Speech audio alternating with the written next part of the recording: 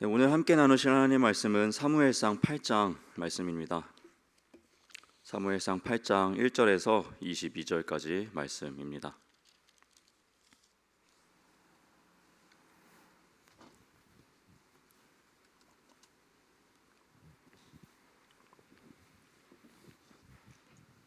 사무엘상 8장 1절에서 마지막 절 22절까지 말씀입니다.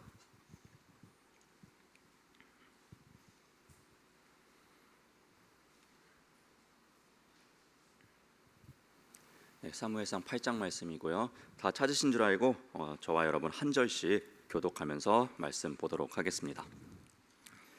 사무엘이 늙음에 그의 아들들은 이스라엘 사사로 삼으니 장자의 이름은 요엘이요 처자의 이름은 아비아라. 그들이 브엘세바에서 사사가 되니라. 그의 아들들이 자기 아버지의 행위를 따르지 아니하고 이익을 따라 뇌물을 받고 판결을 굽게 하니라. 이스라엘 모든 장로가 모여 라마에 있는 사무엘에게 나아가서 그에게 이르되 보소서, 당신은 늙고 당신의 아들들은 당신의 행위를 따르지 아니하니 모든 나라와 같이 우리에게 왕을 세워 우리를 다스리게 하소서 한지라. 우리에게 왕을 주어 우리를 다스리게 하라 했을 때에 사무엘이 그것을 기뻐하지 아니하여 여호와께 기도하매 여호와께서 사무엘에게 이르시되 백성이 내게 한 말을 다 들으라. 이는 그들이 너를 버림이 아니요 나를 버려 자기들의 왕이 되지 못하게 함이니라. 내가 그들을 애굽에서 인도하여 낸 날부터 오늘까지 그들이 모든 행사로 나를 버리고 다른 신들을 섬긴 같이 내게도 그리하는도다. 그러므로 그들의 말을 듣되 너는 그들에게 엄히 경고하고 그들을 다스릴 왕의 제도를 가르치라. 사무엘이 왕을 요구하는 백성에게 여호와의 모든 말씀을 말하여 이르되 너희를 다스릴 왕의 제도는 이러하니라. 그가 너희 아들들을 데려다가 그의 병거와 말을 어거하게 하리니 그들이 그 병거 앞에서 달릴 것이며 그가 또 너희의 아들들을 천부장과 오십부장을 삼을 것이며 자기 밭을 갈게 하고 자기 추수를 하게 할 것이며 자기 무기와 병거의 장비도 만들게 할 것이며 그가 또 너희의 딸들을 데려다가 향료 만드는 자와 요리하는 자와 떡 굽는 자로 삼을 것이며 그가 또 너희의 밭과 포도원과 감람원에서 제일 좋은 것을 가져다가 자기의 신하들에게 줄 것이며 그가 또 너희의 곡식과 포도원 소산의 11조를 거두어 자기의 관리와 신하에게 줄 것이며 그가 또 너희의 노비와 가장 아름다운 소년과 나귀들을 끌어다가 자기 일을 시킬 것이며 너희의 양떼의 10분의 1을 거두어 가리니 너희가 그의 종이 될 것이라. 그날에 너희는 너희가 택한 왕으로 말미암아 부르짖되 그날에 여호와께서 너희에게 응답하지 아니하시리라 하니 백성이 사무엘 말 듣기를 거절하여 이르되 아니로소이다. 우리도 우리 왕이 있어야 하리니 우리도 다른 나라들 같이 되어 우리의 왕이 우리를 다스리며 우리 앞에 나가서 우리의 싸움을 싸워야 할 것이니이다 하는지라. 사무엘이 백성의 말을 다 듣고 여호와께 아뢰매 여호와께서 사무엘에게 이르시되 그들의 말에 들어 왕을 세우라 하시니 사무엘이 이스라엘 사람들에게 이르되 너희는 각기 성읍으로 돌아가라 하니라. 아멘. 네, 오늘도 이 새벽에 기도자로 나오신 우리 모든 중부교회 성도 여러분들을 주님의 이름으로 사랑하고 축복합니다. 예, 오늘은 사무엘상 이 8장 1절부터 21절 말씀을 가지고 함께 은혜를 나누고자 합니다. 먼저 이 8장 말씀을 좀 요약해 보자면 이렇게 요약할 수 있을 것 같습니다. 이제 그 멋진 사무엘이 이제 나이가 듭니다. 그리고 이제 그 사무엘의 뒤를 이어서 이제 아들들이 그의 직임을 물려받습니다. 그러나 사무엘처럼 그들이 올바르게 행하지 못했던 모습들이 나오게 되었고요. 이것을 발단으로 삼아 이스라엘 백성들은 이제 왕을 요구하게 됩니다.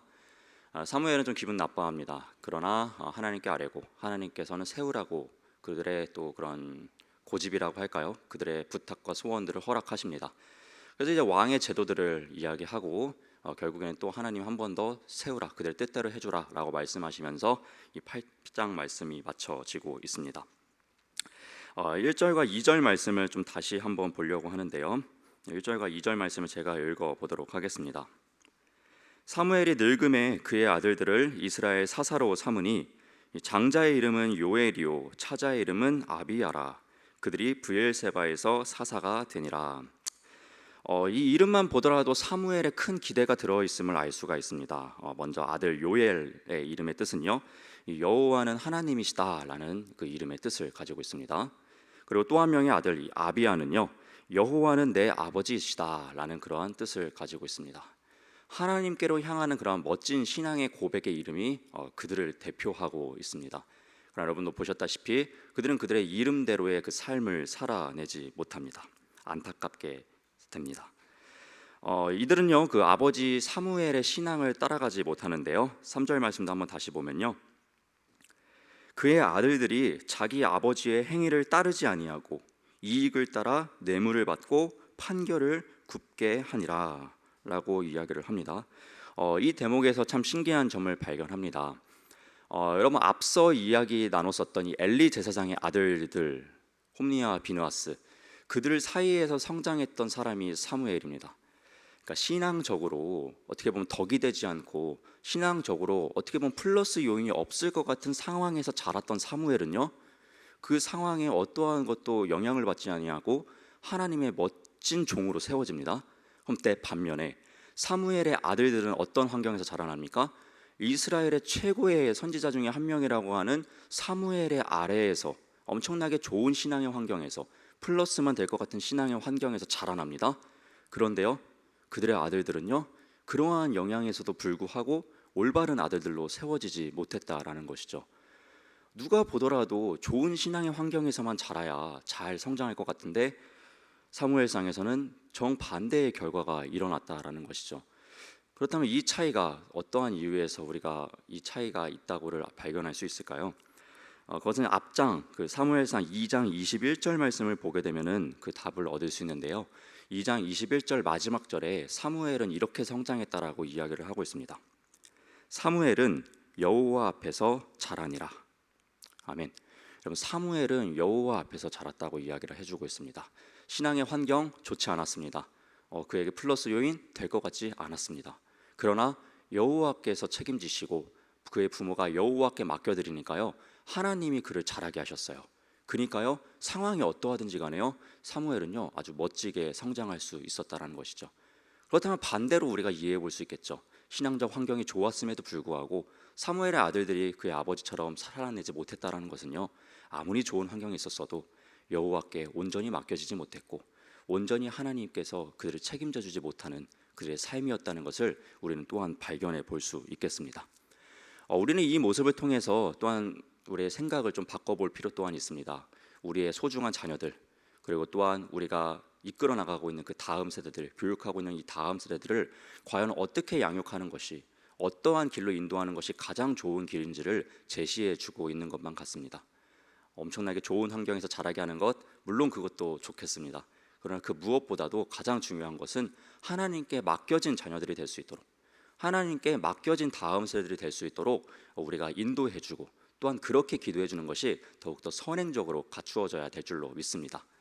그러나 여러분에게 맡겨주신 그 귀한 자녀들, 그리고 여러분에게 맡겨주신 그 다음 세대들을 위해서 하나님, 이들을 하나님께서 책임져 주십시오. 정말 사무엘처럼 지금 이 시대가 얼마나 어렵습니까? 교회에 나오기도 힘든 상황이고 성장하기 정말 어려울 것 같은 상황 아닙니까? 그러나 이럴 때일수록 우리가 할 수 있는 건 무엇입니까?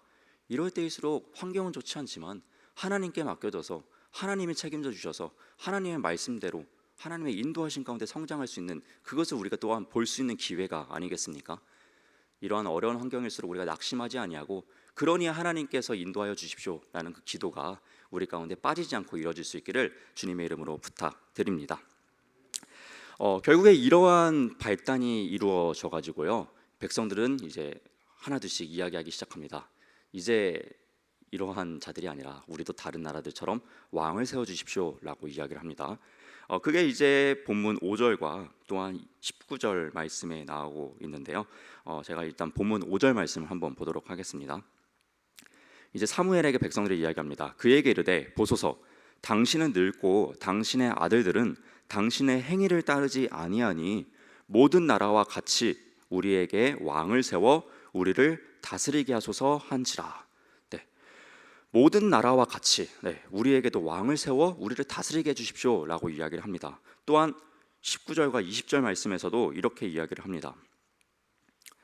백성이 사무엘의 말 듣기를 거절하여 이르되 아니로소이다. 우리도 우리 왕이 있어야 하리니 우리도 다른 나라들 같이 되어 우리의 왕이 우리를 다스리며 우리 앞에 나가서 우리의 싸움을 싸워야 할 것이니다 하는지라. 안타깝죠. 그들을 위해서 싸웠던 분, 그들을 위해서 왕으로 계셨던 분 여호와 하나님께서 계셨습니다. 그러나 그들은요 그 하나님의 은혜는 온데간데 잊어버립니다. 그리고 계속해서 우리를 위해서 세워달라고, 우리를 위해서 이거를 들어주십시오, 우리를 위해서 이걸 해주십시오 라고 사무엘에게 요구를 합니다. 사무엘은요 그것을 기뻐하지 않습니다. 기분 나빠합니다. 왜 기분 나빠했을까요? 두 가지 이유 정도로 생각해 볼 수 있겠습니다. 첫 번째로는요, 사무엘은요 이스라엘을 대표한 하나님께서 세워주신 선지자였습니다. 제사장이었습니다. 사사였습니다. 그리고 그의 아들들이 그의 직임들을 이제 물려받아서 세워져 있습니다.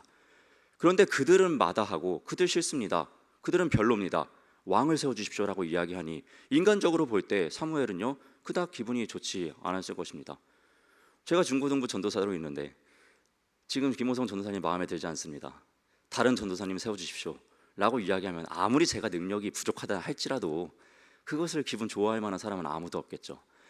또한 두 번째로도 생각해 볼 수 있겠습니다. 하나님께서 그동안 너희들 인도해 주셨는데 우리의 왕을 세워주십시오, 우리를 위해서 싸우실 왕을 세워주십시오라고 이야기하면 그동안 하나님의 말씀을 받아서 쓰임받았던 이 선지자가 또한 기분이 좋았겠습니까? 기분이 좋지 않지 않았겠습니까?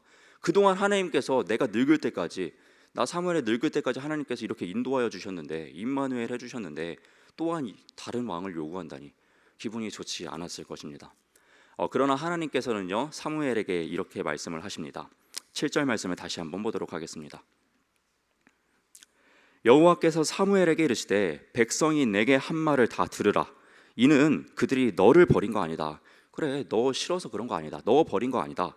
그 다음에 나를 버려 자기들의 왕이 되지 못하게 하려 함이니라. 또한 8절 말씀까지 보겠습니다. 내가 그들을 애굽에서 인도하여 낸 날부터 오늘까지 그들이 모든 행사로 나를 버리고 다른 신들을 섬김같이 내게도 그리하는도다 라고 이야기하죠. 하나님께서 출애굽의 사건을 이야기하십니다. 맞습니다. 이스라엘 백성들 출애굽부터가 하나님의 은혜였고요, 출애굽부터가 왕이신 하나님의 놀라운 이끄심과 능력이었습니다.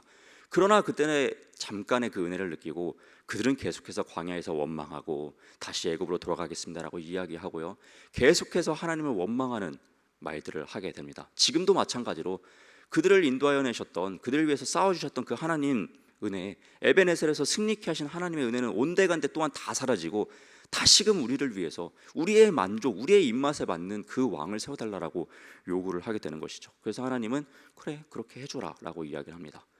참 탐탁지 않았을 만하지만 또 사무엘은요 그럼에도 불구하고 하나님 말씀에 순종합니다. 그러고 나서 이제 왕의 제도들, 왕이 세워지면 너희들 이러할 것이다 라고 이야기를 합니다. 어떻게 보면 단점들을 이야기해 주죠. 11절에서는요 병역의 문제를 이야기합니다. 왕이 생기게 되면요 이 병역의 문제가 생길 것이다. 또한 14절은요 세금의 문제가 생길 것이다. 16절에서는 노비 문제, 그리고 15절 17절에서는 이제 11조의 그런 문제들을 이야기를 합니다. 단점들을 이야기해 줍니다. 그러나 그럼에도 불구하고요 백성들은 완고합니다. 19절에서처럼 아니요, 그래도 우리에겐 왕이 있어야겠습니다 라고 이야기를 합니다. 그들의 완고한 뜻, 그들의 입맛대로 하나님의 그런 기도, 하나님에게 향한 그러한 기도들이 응답되기를 원하고 있는 모습을 볼 수가 있습니다. 또한 우리는 이 모습을 통해서 여러 가지 또 생각해 보게 됩니다. 우리의 신앙 또한 되돌아보게 됩니다.